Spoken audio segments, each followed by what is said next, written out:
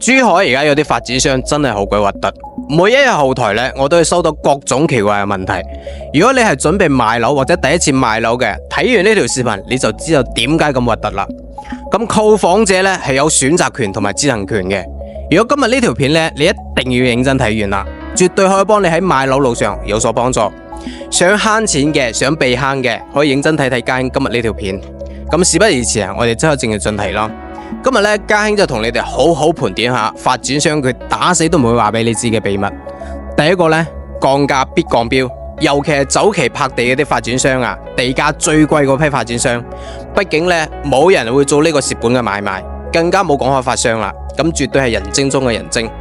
降價代表住發展商嘅利潤會降低，咁利潤降低咗，咁發展商一定會喺樓盤某啲方面去縮減成本。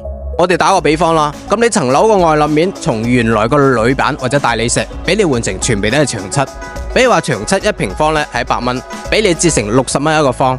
所以講啊，珠海有啲小區點解交樓冇幾年就開始甩牆皮呢？再比如講啊，而家小區入邊嘅綠化植物呢，全部都會換成呢個大面積嘅草坪，咁地下車庫嘅用材用料呢，從高端全部改成呢個低端。所以你近期睇到有好多發展商嘅一個地庫滲水，甚至乎啊，有啲發展商為咗多買一層樓啊，3米樓高呢換成2.8米，甚至2.6米高。因為有好多嘢啊，你唔仔細睇，你係根本睇唔出任何區別。所以發展商一旦有嚇人嘅一個降價行為呢，你哋務必要謹慎、謹慎再謹慎。咁喺交付嘅標準上面呢，佢哋一定會大打折扣。所以講啊，羊毛始終出喺羊身上。咁有啲知名嘅發展商啊，佢降標嘅地方你可能係睇唔出嚟，亦確實有啲發展商係比較懶嘅，咁表面功夫都懶得做。有好多人呢，一眼就可以睇出嚟啊。所以講啊，點解有啲新房嘅項目降價啦，冇業主維權呢？但係有啲項目呢，全部都係業主維權。第二個啊，咁項目嘅不利因素你一定要仔細睇啊。呢啲嘢呢，其實每一個售樓部入邊佢都會有嘅。但係呢，如果你唔問呢個接顧問，佢一定唔會同你講呢方面嘅嘢。你哋回想下係咪咁嘅樣呢？呢個叫咩呢？呢個叫默契。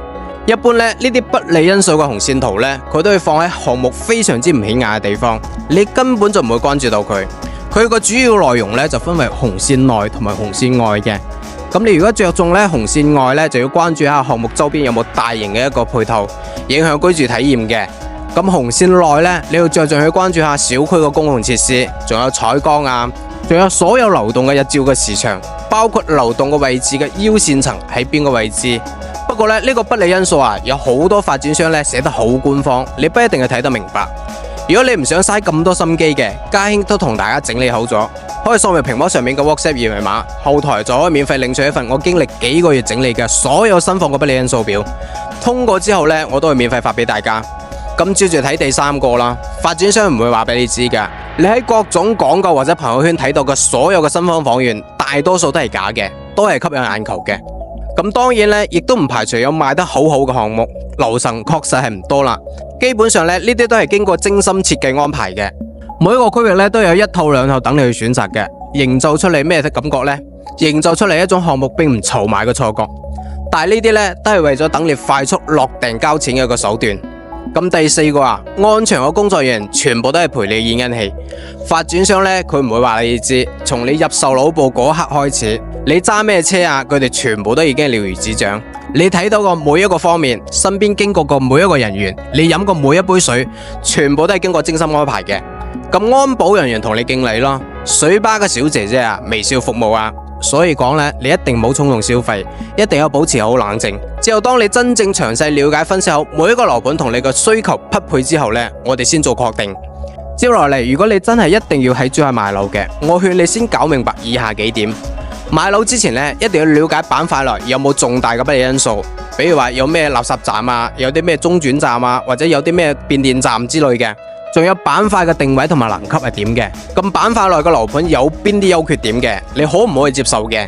呢度呢，為咗保障我嘅粉絲啊，我同我嘅團隊花咗將近2個月嘅時間，整理咗珠海2025年最新嘅購房白皮書，入邊包含咗珠海市區所有板塊價值介紹，仲有各大熱銷樓盤嘅優缺點分析，購房各種注意事項等等，都係非常之實用嘅購房材料。如果你有需要嘅，可以直接掃描屏幕上邊嘅二維碼就可以免費領取，免費嘅唔使錢，可以領翻去慢慢睇。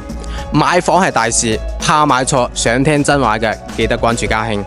我做自媒體嘅初衷呢，仲係嗰句話，就係為咗打破呢個信息差，等房價更加之透明，等信息更加之通達，等我哋普通人唔再買錯樓。如果你都認可我呢種態度嘅，請俾我一次機會，俾你一次選擇。我係朱蟹家興，可以幫你喺買樓路上避坑嘅人。最後記得follow家興嘅頻道。